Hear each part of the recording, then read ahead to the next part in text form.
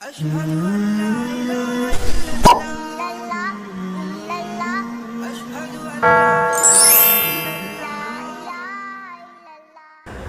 माह रमज़ान में अगर आप हवाई सफ़र कर रहे हों और आपको रोज़ा खोलना है तो आप क्या करोगे?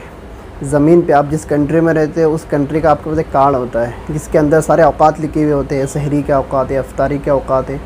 तो अब सवाल ये पैदा होता है कि हम अगर ख़ला में सफ़र कर रहे हैं, फ़्लाइट में हो, तो हम रोज़ा कैसे इफ्तारी करें?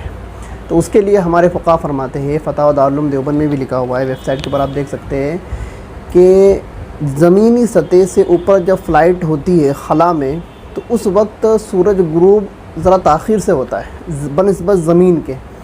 ज़मीन से अगर हम सूरज का मुशाहिदा करें कि सूरज गुरूब हो रहा है, और वही मुशाहिदा अगर हम ख़ला में जाकर करें तो ज़मीन की बनिस्बत ख़ला में हवा में सूरज गुरूब थोड़ा लेट होता है, ताख़ीर से होता है।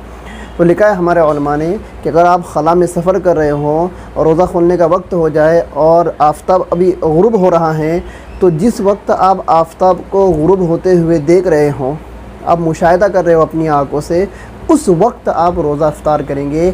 आप अपने कंट्री का जो कार्ड होता है, जो वक्त होता है, उस वक्त के मुताबिक इफ्तार नहीं करेंगे। तो अगर आप फ़्लाइट में हो, सफ़र कर रहे हो, बाहर कंट्री में जा रहे हो, उम्रे के लिए जा रहे हो, तो आप खिड़की से बाहर नज़ारा देखें। अगर आपको सूरज डूबता हुआ नज़र आ रहा है, गुरूब होता हुआ नज़र आ रहा है, तो सूरज गुरूब होने का मुशाहिदा करते हुए आप अपनी इफ्तारी को कर सकते हैं। तो उम्मीद करता हूँ कि आपको हमारा ये वीडियो पसंद आया होगा। तो फिर देर किस बात की, हमारा चैनल सब्सक्राइब करो, बेल आइकन प्रेस करो ताकि आपको नई नई वीडियो की नोटिफिकेशन मिलती रहे। जज़ाकल्लाहु खैर।